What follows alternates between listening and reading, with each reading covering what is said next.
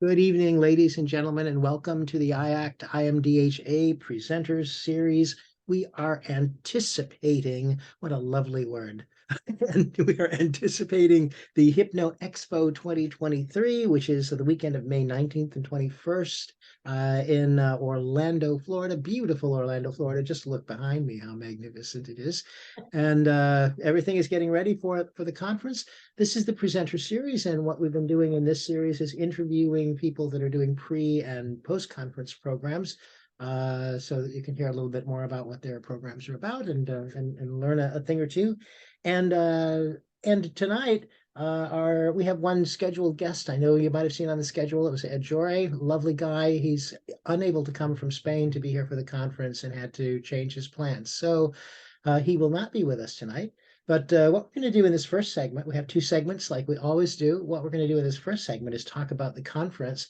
And in the second segment, by the way, we'll be interviewing Peter Blum and talking about his post-conference workshop. So what you all missed, I'm going to take a breath in a minute, Karen, because I'd love for you to get a word in here as well. But what you all missed before we hit the record button is we were just having a lovely discussion about the conference itself, how smoothly it's going, the preparations are working so well. What a great staff we have. Robert and Linda were just gushing over over all of the assistants and how well it's all going, and that's just really reassuring and wonderful for all of us. So we are looking forward to a great time.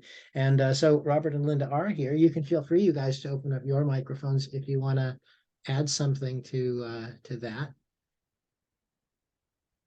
Maybe yes, maybe no, but if you do, and Karen, jump in any time, by the way. Yeah, say hi.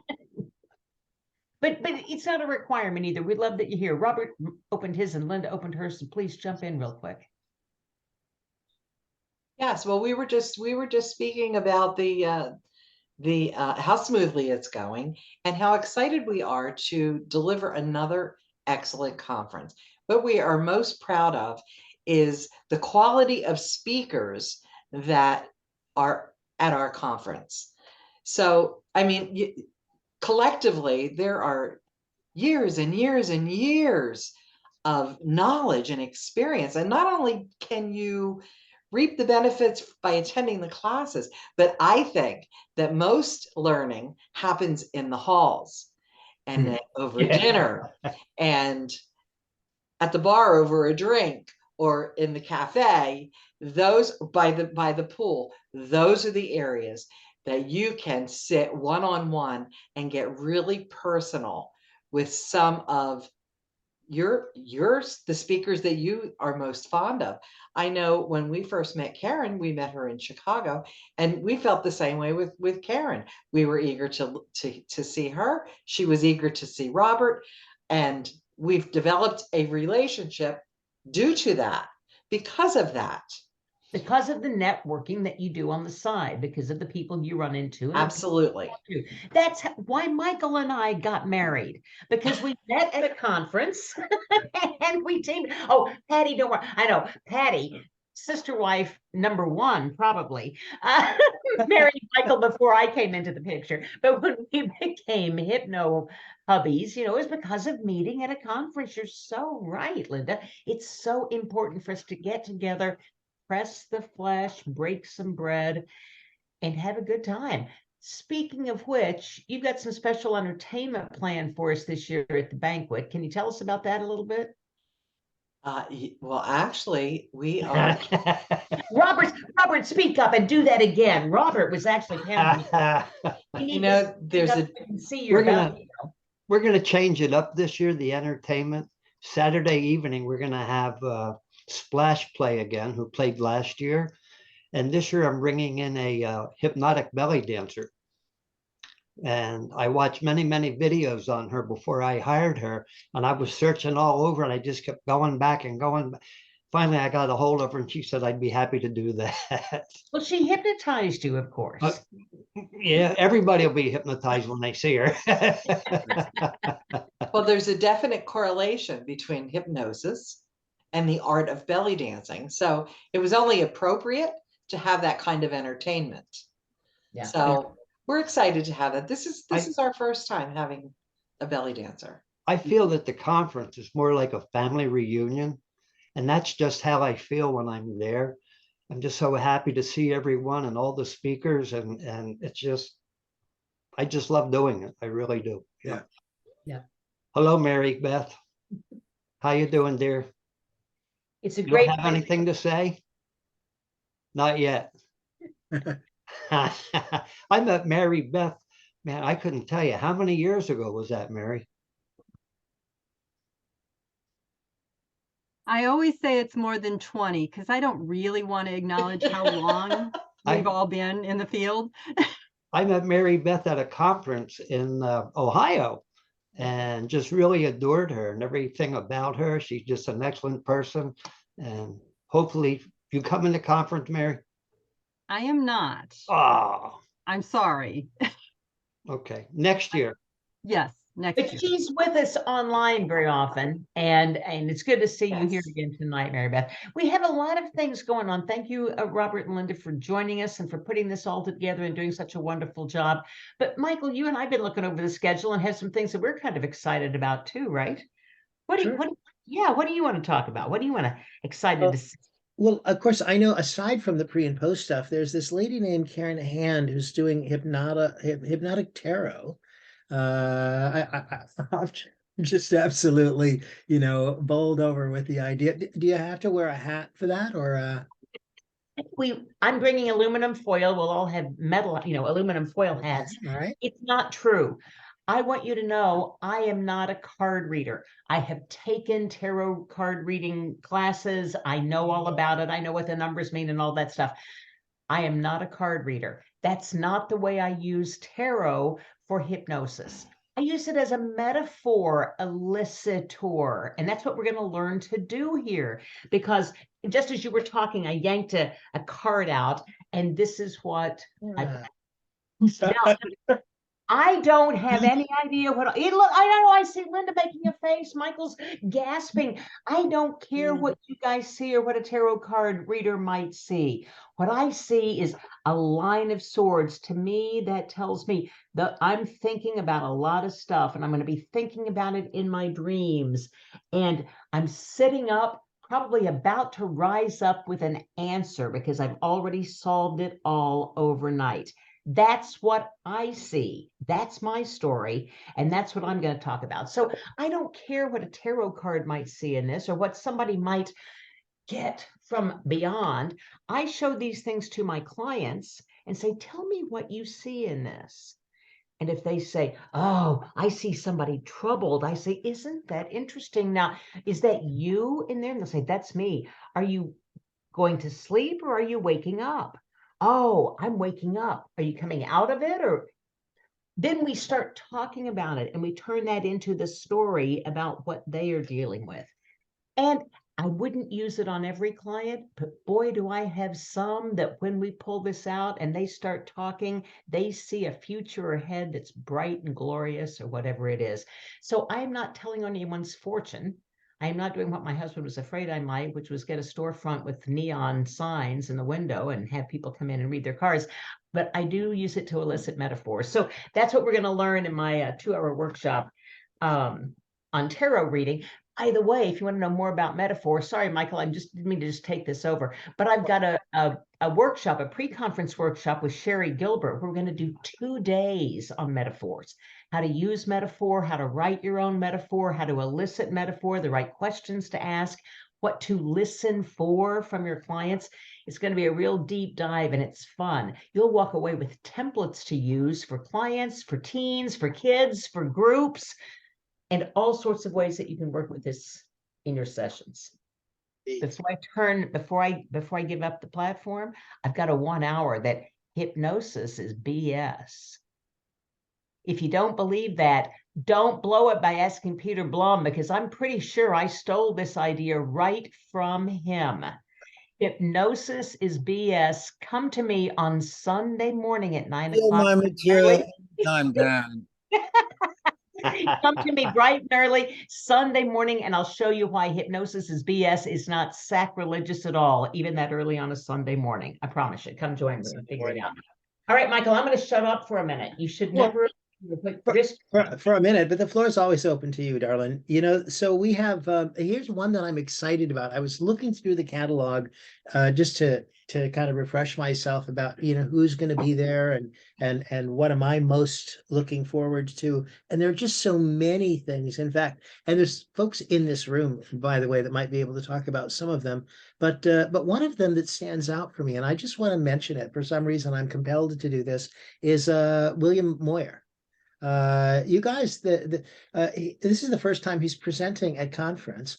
And for folks that are in the virtual chapter and that come to regular meetings and stuff, he's here with us a lot and always has so much to contribute. He's just such a lovely human being. So I'm always excited, not only about the people that we know so well and as we've seen time and time again, but but sort of the new faces showing up as presenters at the conference. So that's really exciting to me. And another one is well, and again, there are a couple of folks here in the room that I want to mention. I know we don't have a lot of time to talk at length about them, but Carrie, are you still here?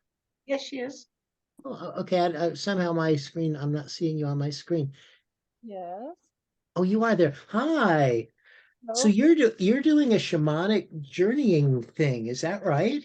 imagine that. Yeah, imagine that. Well, tell us a little bit about that. Well, I went down the rabbit hole of plant medicine, and I remember how terrified I was beforehand and wondered, do I need to do this? And I did. And then afterwards, thinking to myself, did I needed to do that? And thinking, maybe not. And putting together what I really got out of it and what I didn't get out of it, and how a lot of it really didn't have to do with the plant medicine itself. So I've just been piecing together what has been working for some of my clients locally, and it's just really easy but amazing. And it was kind of motivated by something Karen said a while back about one of her clients who came in and he was just fixed in an instant, but he hadn't thought that the magic had happened yet. And that's true. So anyway, that's kind of the thrust of the whole thing. Oh, that's lovely. So I am looking forward to that, and I hope this always happens to me. There are like so many things going on at the same time, and and like that, or people are speaking the same time that I am, So, but gosh, no, that's one that really is of interest to me. Another one, by the way, and she's out here too, is Jessica Hansen is here. Yeah. And hope you don't mind me just putting you on the spot, Jessica, but Sure. I know you're doing a thing about grief, and that's an area that you really shine in. So if you want to tell us a little bit about what people can expect from that or what's going on, please do. Sure. So, hi, I'm up here freezing in Minnesota right now, wishing I could be in Florida. But yes, I'm on Sunday at 3 p.m. I'm going to talk about breaking the trance of grief, which is really important now after COVID because so many people didn't get to grieve, but also that grief is more than about death. It's about, losing a job, losing a car, losing a house. Any loss can be grief. And you've probably already been working with grief and didn't even know it. So just to make you more comfortable with that process. And I'm also on Friday doing a 3 p.m. as well. I don't know if I can throw that one in really quick, Michael. Yeah, but please go ahead. One of my other passions is turtles. And so I developed a process called the turtle transformation process, which I'll be sharing for the first time publicly anywhere, except for my students who are certified in that already. But it'll be a fun time, a hands-on experience in both the turtle transformation and then on Sunday with breaking the trance of grief. It'll be hands-on and exploratory. That sounds fabulous, Jessica. That's great. I noticed kind of a running theme, Michael. I don't know if you noticed it, the happiness theme. There will be several different presentations on anchoring in happiness. Karen, I'm just saying, woohoo, what? Karen, you got to listen to me. I think happiness is like really overrated. I don't know why everybody wants to be happy all the time. Well, Eeyore, then by all means, please attend Douglas Castor's presentation. or follow my gratitude posts every day, if you will. I just think I just think it's such a miraculous thing that we can really retrain our brain to, instead of searching for what's wrong in our lives all the time, which we're kind of hardwired for, but searching for what's right in our lives and doing that on autopilot. And so there are several different lectures and presentations this time. I do remember Douglas Castor. There were several others, though, that I saw as well that I think will just be phenomenal. So look for that so that you can actually anchor in your happiness. Before we get away from it, I definitely want to highlight Michael's got a couple of really fabulous presentations coming up. And, you know, Patty Scott calls him the ritual guy. I call him poetry, you know, and really moving someone into a place of change. And he's actually going to talk about rituals this time, right, Michael? I am going to talk about rituals of transformation, and basically in the sense of how it is that we create rituals for our clients, and sort of just the information people really need to get the backbone of ritual work, so that you can create techniques on the fly, you know, when you're working with clients based on what you elicit from them in the session, in the pre-talk. So yeah, I'm really excited about that. I just love that. You know, I was watching a television program today. I mentioned this to you, Karen, earlier. I was watching a television program today, The Marvelous Mrs. Maisel. Some of you may have seen this, you know, series, and it was an episode from last year. I'm a little bit behind, and her manager is sitting at a bar, and there was a magician that's like right up in the manager's face, like pulling coins and, you know, tricking her so that she can't guess which hand is the coin in, which hand is the coin in. And all of a sudden, the person that's doing this has a toothpick that she begins to spin around in her hand like a little baton, and suddenly, she says to Susie, is it the manager, whatever her name is, the magician says, what would be the best place that you could possibly be? And all of a sudden, the whole screen changed, and she was out in the middle of a forest with a little deer and a brook, you know, babbling by, you know, and all of that kind of stuff. And it lasted for just a moment, and suddenly she was back at the bar, and she said to the bartender, "What just happened?" And he says, "You just bought that magician a drink." It was delightful and very, very entertaining. So there's somebody else here. Patty Scott is here tonight too. And Patty, I know you're doing your medical, your regular medical thing, and are you also doing like a 1 hour or a workshop? Questioning, yeah, how to ask the right questions, right, Patty? Something like that. Yeah, pre-talk is Catalyst for Change. That'll be Sunday morning at 9 o'clock, I believe it is. Yeah. Lecture, and that's where the magic begins, is in that pre-talk, and just how to use, just like you were saying, Michael, getting from the client their, you know, what ritual, what metaphors they use, where are their belief systems walking in, and it's like using the trance they walk in with and figuring out, along with the client, how to shift those things that aren't helping them get their goal into things that can assist them. Anchoring in happiness definitely can be part of that pre-talk, you know, anything that makes them empowered and feel good. Yeah. Lovely. Better your pre-talk, Patty. I'm sure you'll agree. The better your pre-talk is, the less hypnosis you really need. I mean, if I feel like I get it. You can sell them right there in the pre-talk. Yeah, I honestly feel like I get 85 to 90% of hypnosis. I used to tell people in the seminars all the time, hypnosis is only the ritual that you believe you had to pay for. Right. It is, you know. And yet that's still an important part as well. It's to really get even more in there and you know, solidify some things and discover some new things. And that's right. Yeah. I think we need all of it. You know, we're in trance all the time anyway. Might as well use all of our trances, right? Oh, kidding. Absolutely.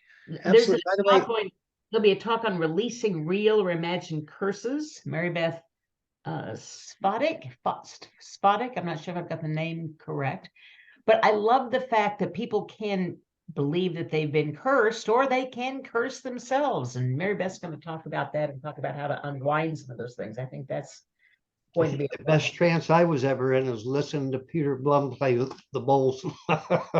Isn't that right? Yeah. Well, Peter is here. He's going to be talking about all of that coming up. But will you be playing your bowls just in the conference someplace, Peter?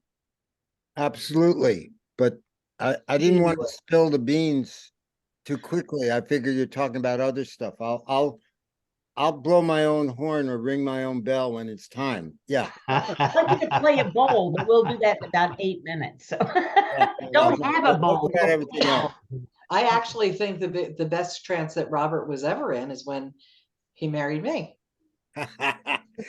I'm still there. I was going to What say. a post-hypnotic suggestion, Linda. It's still working.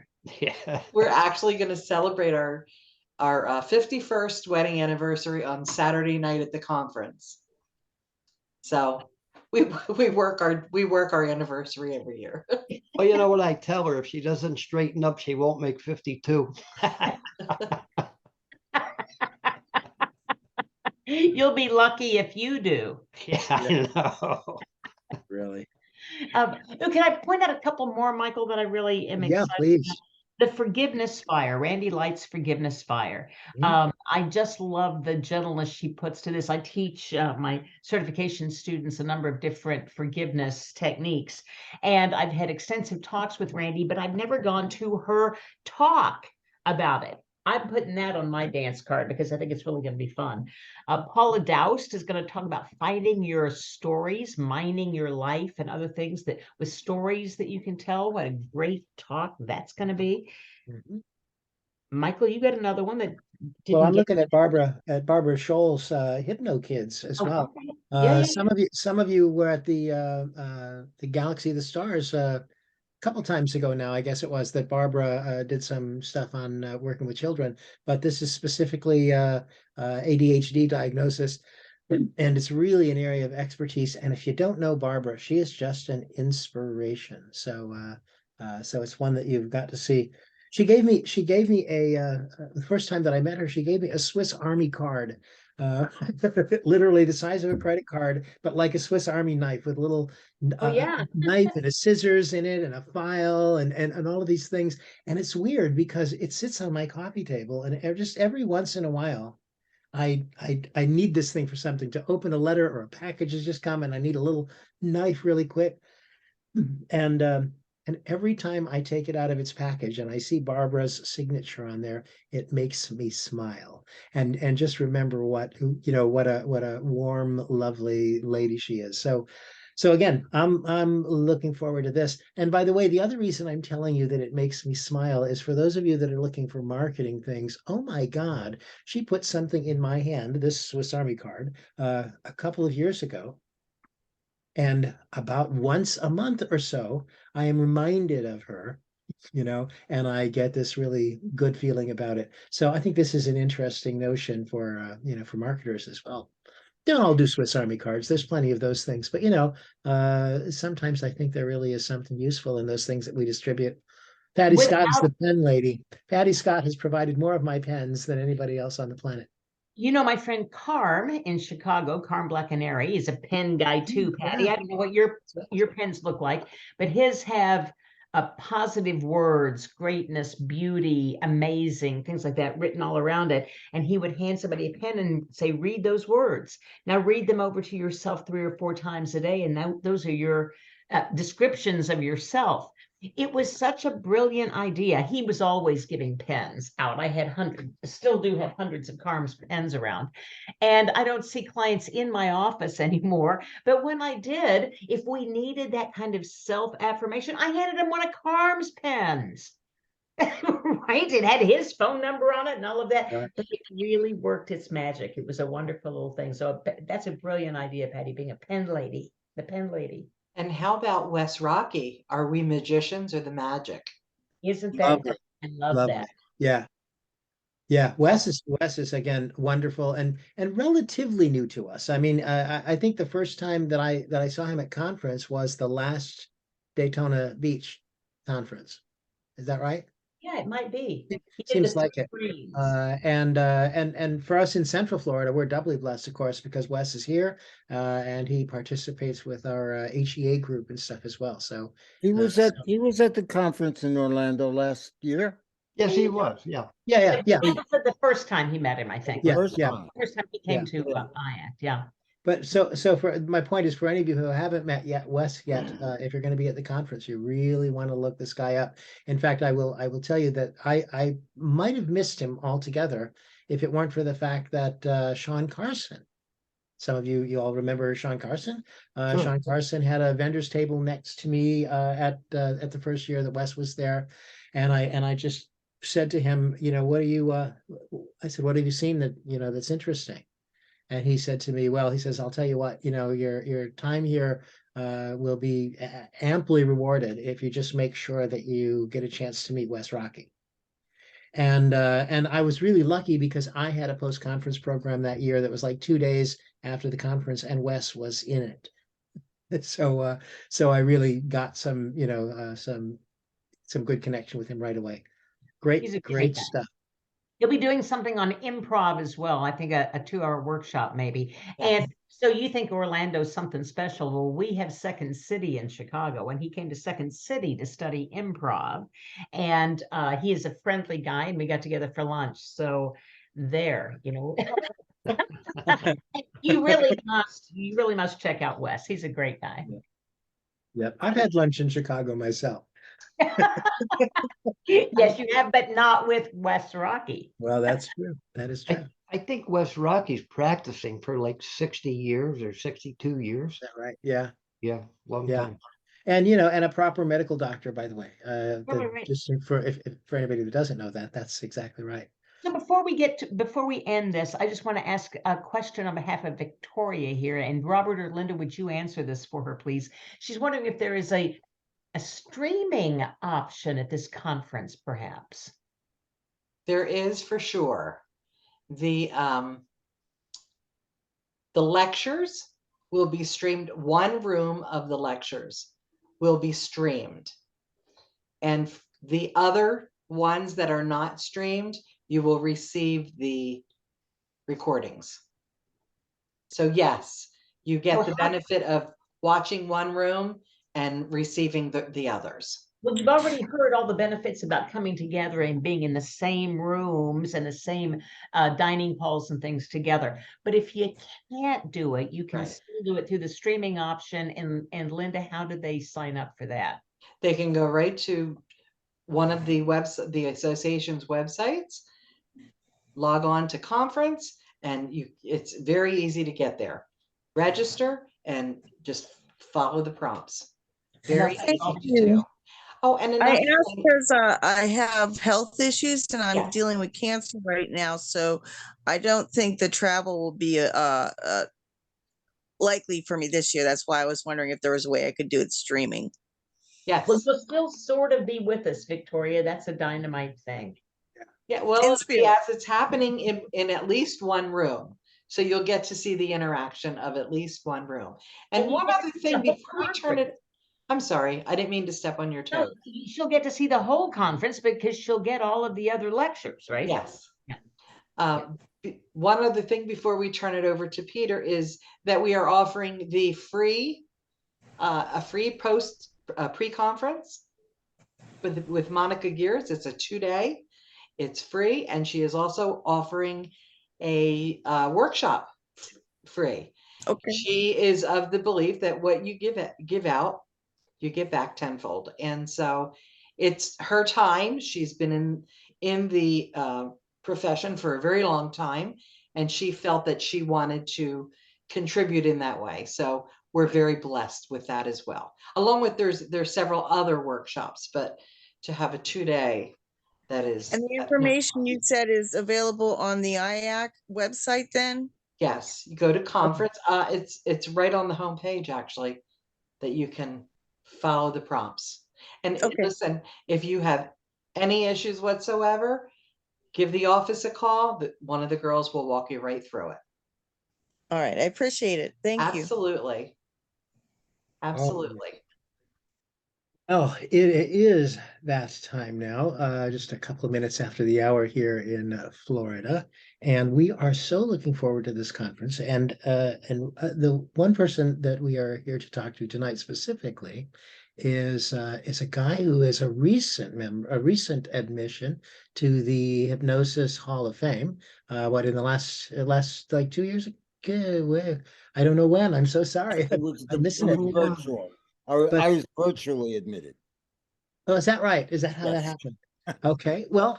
Anyway, we are virtually thrilled that you were admitted, and and so glad for you, Peter. I just want to say I don't really want to give you an introduction because I can't even begin to think about where, other than to tell everybody that's listening that I have known this gentleman here for I think it's gotten close to about 15 or maybe 20 years now, actually. The time is going by.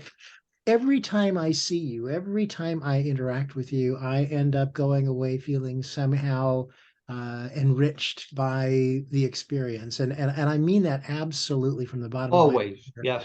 yes.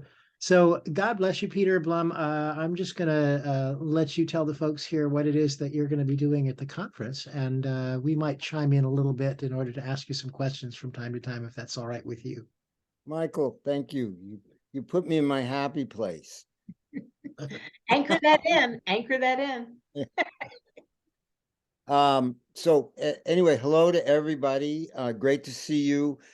Some of you I know, and some of you I don't remember if I've met or not. So forgive me if I don't remember. But Jessica, hi. I have a wonderful picture that I've used for bad publicity of me. You know, it's like some B movie shot that we posed. Remember? Yeah, where she's like, and I'm got, you know, and yes, BS. I always ask people, you know, what's your BS? So and I think you heard that and went, I'm stealing that. But that's great because yeah, people Did I steal credit stuff. you with it, Peter? Well, I appreciate that. And King Solomon said there's nothing new under the sun. So I was giving a workshop this weekend and these people went, oh, you studied the place, same place that we did. I said, what's that? MSU. I said, what's that? Oh, making shit up. So you know, we are. I like creating stuff, and so just a couple of the things that I'm going to be doing that I'm so happy to share things that I am passionate about. It's going on 40 years now since I was introduced to the field of hypnosis, and I'm like wallowing in it. It just gets better and better. I you know, I like jokingly say after the first 100 clients, I said, I really got this now. And after the 500th client, I was like, I don't understand this at all. So it's a continuing evolution of levels of understanding and depth of wisdom and practice. But at this point, I've probably seen about 12 to 15,000 clients. I've definitely done my 10,000 hours. And I feel like I don't, the humblest thing I can say is I don't make too many big mistakes anymore. You know, and speaking of just going back, I remember, and oh, a shout out to a lovely lady who has shed the robe recently, Dr. Ann Spencer. I don't know if she was mentioned or honored in a previous meeting on air, but that's how I met a lot of people, by going out to the conference in Michigan, and she was a Leo.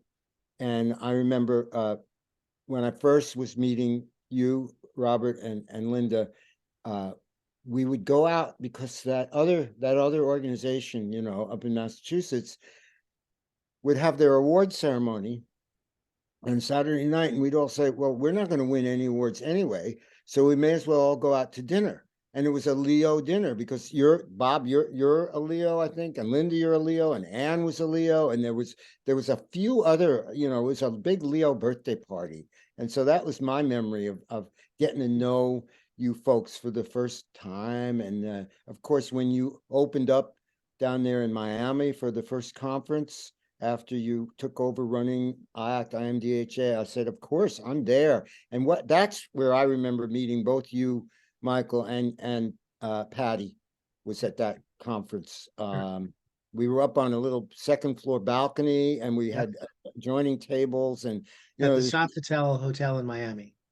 yeah, Yeah, but there's always this checking out, like you checking other people out. It's like being at the singles bar, you know, you're like, well, who is that person? And are they somebody that I want to go and spend time with? And I quickly determined that both of you were right there. Yeah, I want to get to know these people. It was it was a quite Dick Sutphin, another Yeah. you know, the great icon was there. He's left us in the last year or two. So us dinosaurs have got to stick together because we're, going to be extinct, all of us at some point. But everybody, nobody gets out of here alive. But I I intend to keep when Erickson, toward the end of his life, he was quite ill, and there were rumors going around that he was, he was dying, and he heard that, and he said, "Die? That's the last thing I intend to do." So yeah, likewise. Anyway, I have my bowls. I have a one that I don't think you guys have seen yet. This is a new acquisition. This is a double bell Damaro, and these are tuned. These are tuned so that they're in harmony.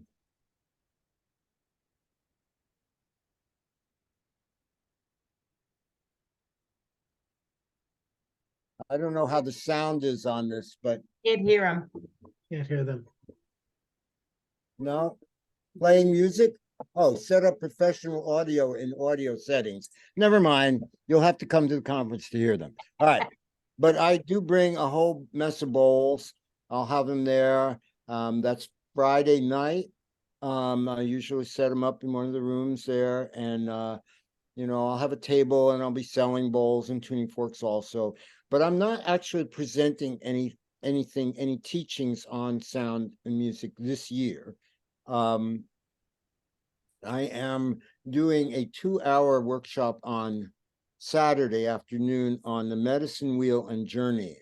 And this is an area that I'm very interested in, and I've been working with native elders for just, I don't know, a long time, almost as long as I've been involved in the field of hypnosis and sound healing. And I've learned a great deal from them about the value of using some of these symbols and systems. The medicine wheel is a classic, mandala of archetypes, and each direction has certain qualities and animals, critters that live there. And it's we can use anything. Basically, you can use tarot cards, you can use, so many jumping off points to get into the pool of the collective or personal unconscious. And something that's been around for a while has a little gravitas, it has some history to it. So I like some of the older things. And the medicine wheel shows up in many different cultures, and that's really a great starting point, and something that maybe not a lot of people in our field know about. So I wanted to bring that in.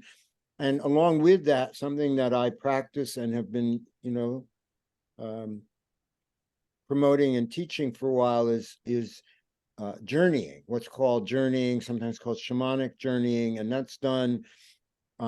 See, I believe that the shamans were the first hypnotherapists on the planet.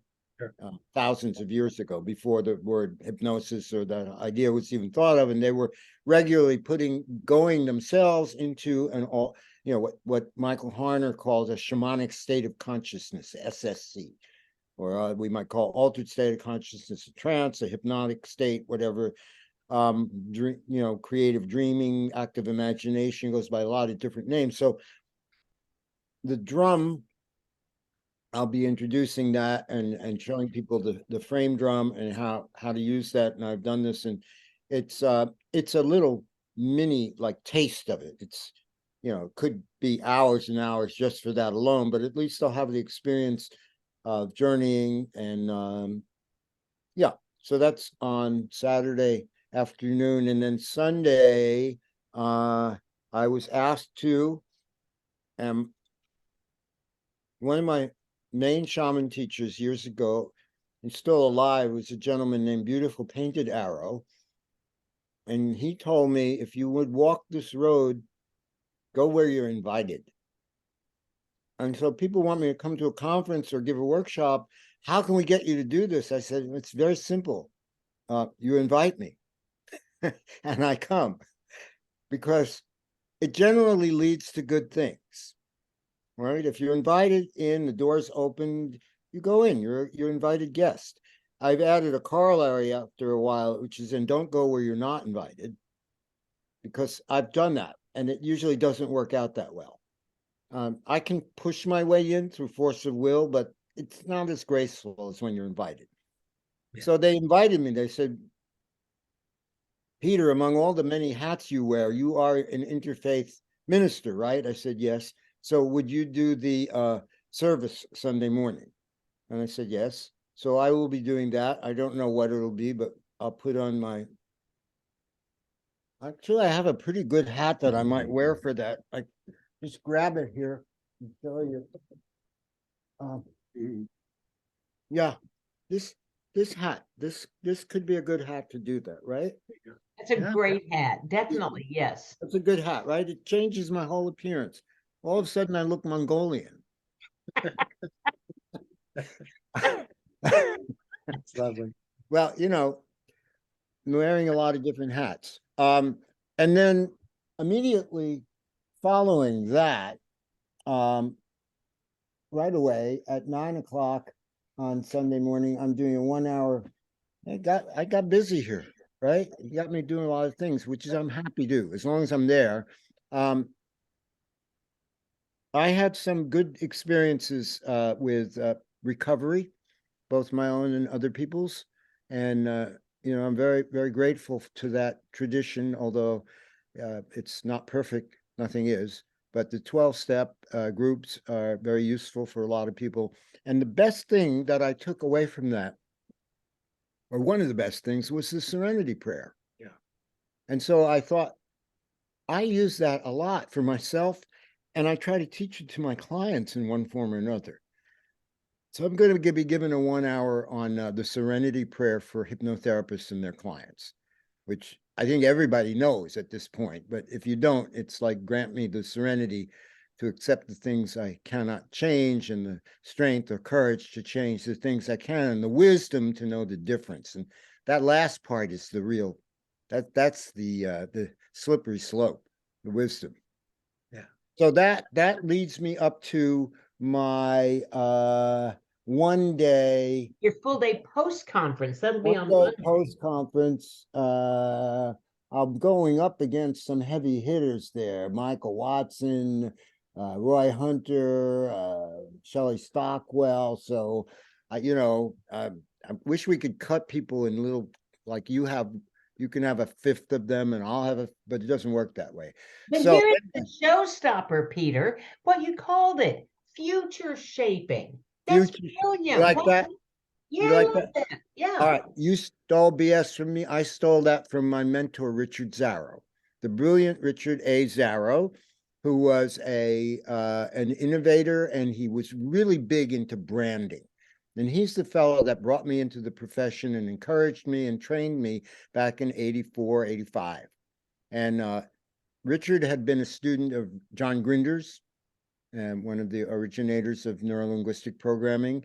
And he took a lot of stuff that he was looking into. He was really ahead of the curve. He was talking about the omega point, Teilhard de Chardin's prediction that there would be a certain point when there would be possibly a massive awakening of consciousness. One day, half the human race would wake up and be enlightened, rather than just a few isolated people. So that was Teilhard de Chardin, Jesuit priest, philosopher. And he was also talking about James Lovelock, the Gaia theory. Wow,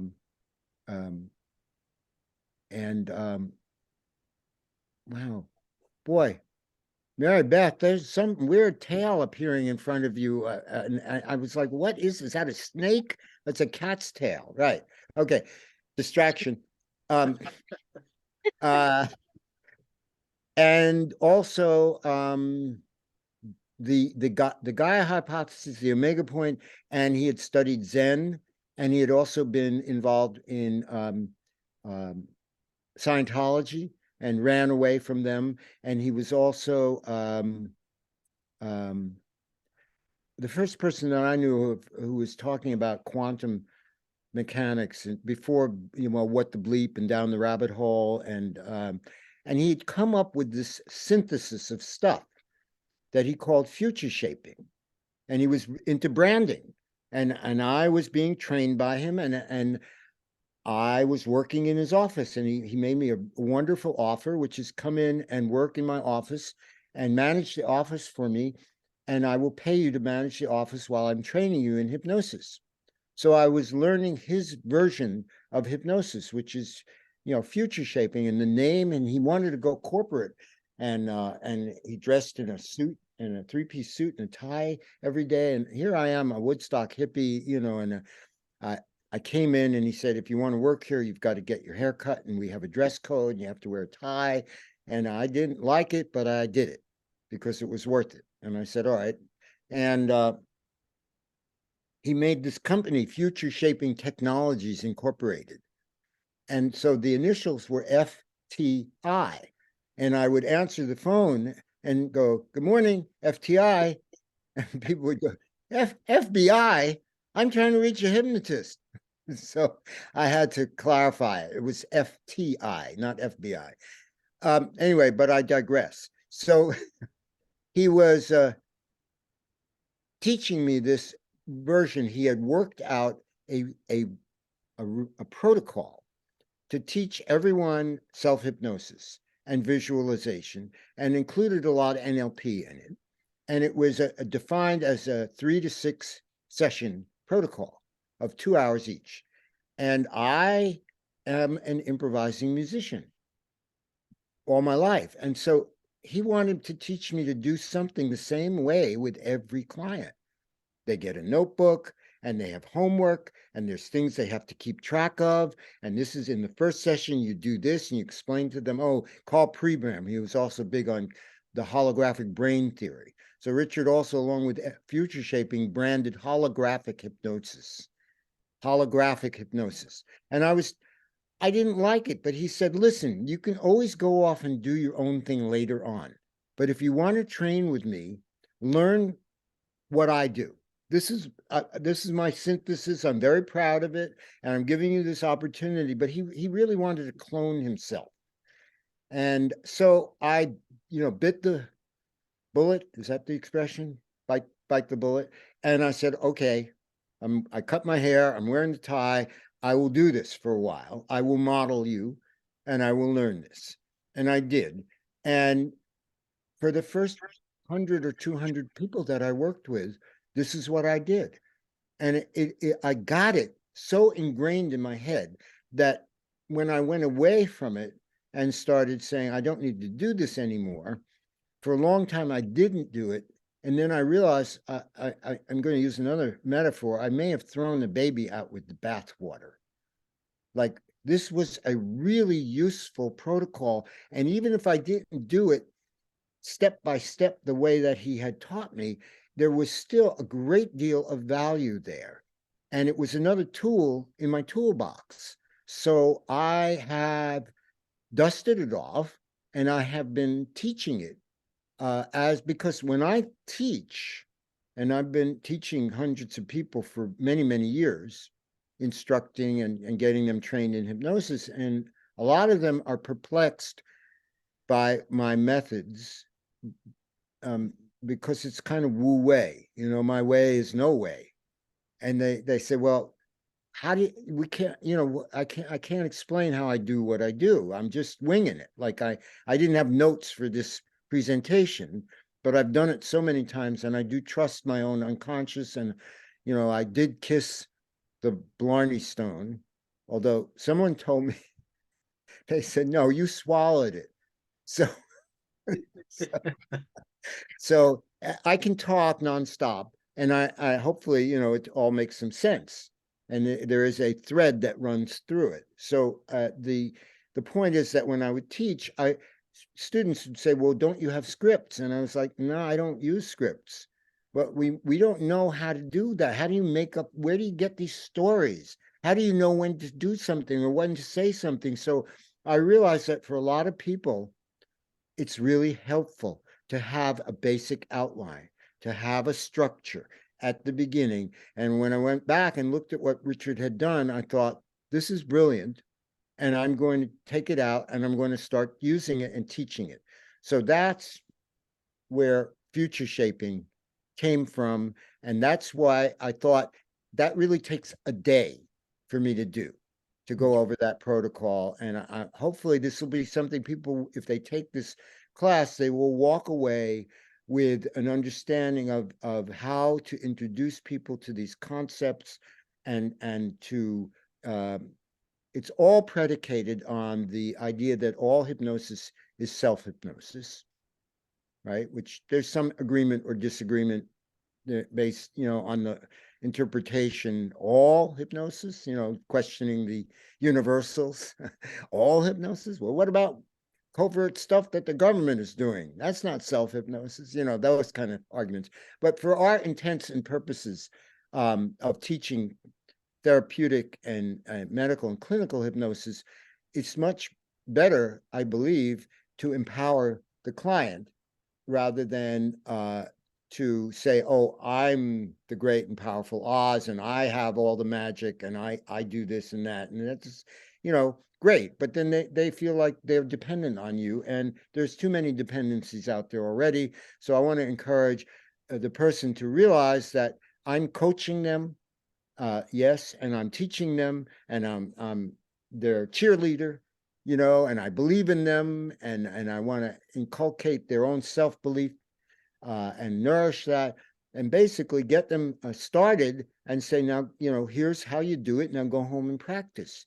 Right. And it's a modular thing where they come in and they've practiced for a little bit, and they've just, discovered, oh, it's really easy to put myself into the hypnotic state. Now what? And then there's a step-by-step progression of, now you start, I'm going to teach you future shaping, which is kind of self-explanatory. Like I'm going to wax poetic for a second here and say we're all of us are dreaming ourselves into being all the time. Right? We're visioning, we're running little simulations in our head. We're having a thought about what I'll do tomorrow or next, where I'll go on vacation. And so we are shaping the future. But for a lot of people, it's rather haphazard. And there are techniques where one can really become much more effective at doing this. And of course, later on, after Richard was talking about this, things like The Secret and the Law of Attraction and all of these things got very popular. But these are, this is marketing of these ideas, and that's allowed. And I'm marketing, I'm peddling future shaping. So that's my spiel. Any questions?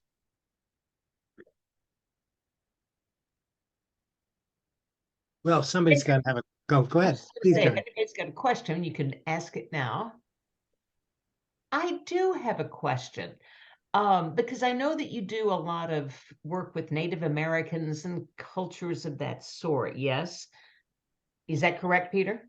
Well, that's the medicine wheel stuff. Yeah, yes. And journey. And so in that, have you studied shape shifting? Didn't you just see me when I turned into a Mongolian shaman? I did. It's not that complicated, Karen. Well, we talked about this. I mean, I'm asking these questions because I'm yeah. So there's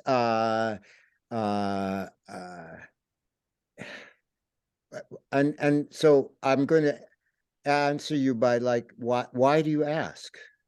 Because I'm wondering if you will talk, if you see it in that way, or we talk about that in future shaping, how you can actually, yes, believe, well, shape what you want to be. shifting, in the traditional way, and some of the elders that I've talked to have said it used to happen a lot more often than it does now.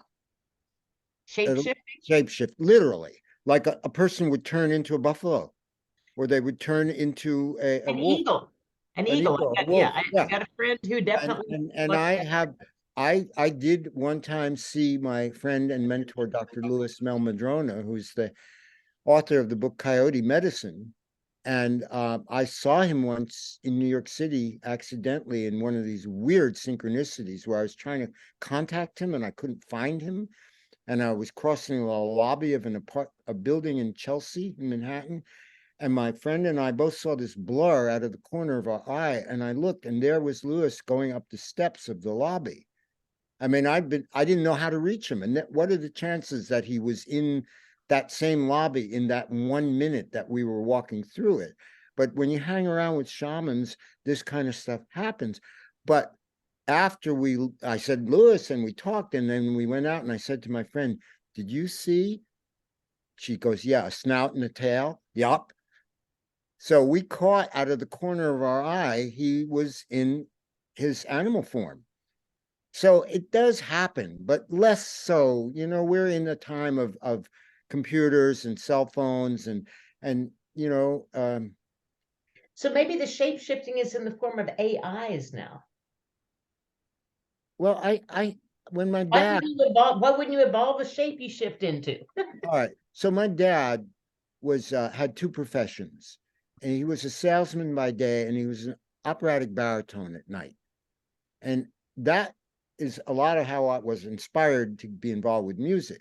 Even though the operas were boring because they were in a different language, I didn't know what they was singing, but I got a chance to go backstage with my dad when I'm like 6 years old and watch him shape shift from this guy in a seersucker suit with a attaché case into makeup and a costume and come out as an 18th century rustic cavalier. Or, you know, I mean, like, or a giant bird in the magic flute, you know, and I'm like, years later, I was like, he was shape-shifting. So we do this all the time, right? Real quick, because we're almost out of time, but I'm going to show of hands of those who have already been mesmerized, hypnotized by Peter Blum. No kidding. Oh, for sure. Right? He'll be there all through the conference, and he's got that 1 day future shaping in the post-conference event. And by the way, was this some fascinating stuff that just came up because we were talking? That's what happens at a conference.